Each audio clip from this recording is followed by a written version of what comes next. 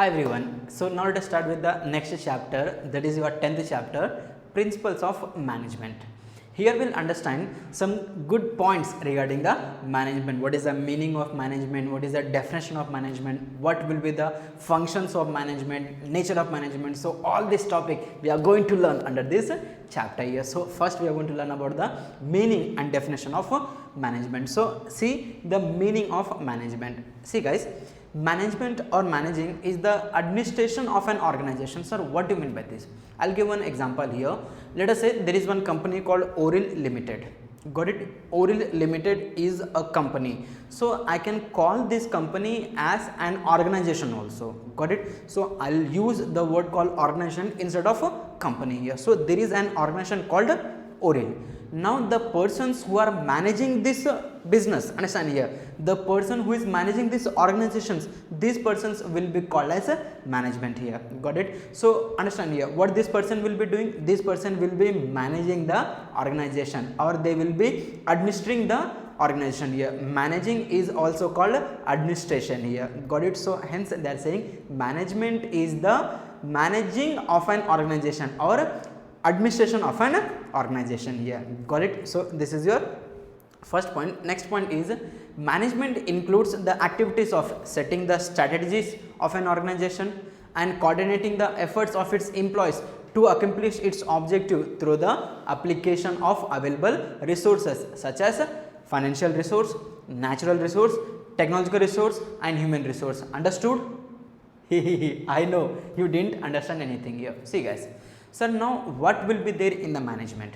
They are saying here management includes activities of setting the strategies of an organization. It means here, sir, in the management, the persons who are managing the business, they will be setting the strategies, nothing but they will setting certain goals. Got it? To achieve the target here, nothing but strategies of an organization, or you can say, see guys, goals of an organization. This is what we have to achieve. I'll give the example here. See the example please carefully. Our strategy is to offer the animated classes, which is very unique. Got it? In the whole state here. So I'll say here, this is our strategies. Now the point is, who is setting these strategies? Sir, management here. So hence management includes the activities of setting the strategies of an company or of an organization here. Got it? And coordinating the efforts of its employees. It means, sir, now this management of Oril Limited, they will be, understand, they will coordinate. They will coordinate the effort of all the employees and all the teachers who are teaching at Oril here. Got it? To complete our goal. What is the our goal? Nothing but the goal of the organization to have very good animated classes for all the intermediate and degree students here. Yes or no? So this is our ultimate goal here. So understand, to achieve this goal, we are setting certain strategies. Got it? And then after setting the strategies, we are coordinating the work of our animators, we are coordinating the work of our telecallers, we are coordinating the work of teachers and some other people here. Got it? Why? Simply why, sir? To achieve the common objectives, nothing but to have the quality animated classes for the students. Now the point is, how we can coordinate everything, how can reach the goal here? Simply, sir, what we will coordinate? Employees, efforts of employees here by the use of certain resources like financial resources, our capital. Next, natural resources like air, water, lights, etc. Next, technological resources. We have our team of animators.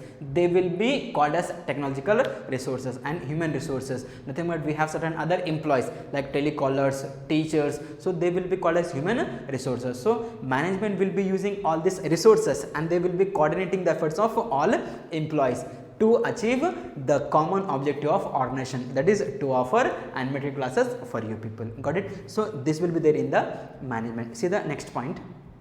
Next point is, the term management may also refer to those people who manages an organization. It means, see, here we have 5 persons who are managing this entire organization here at higher level here. Got it? So these higher level persons will be called as a management. Got it here? So management means 2 things we came to know here. Firstly, When we are managing the business, that is called management.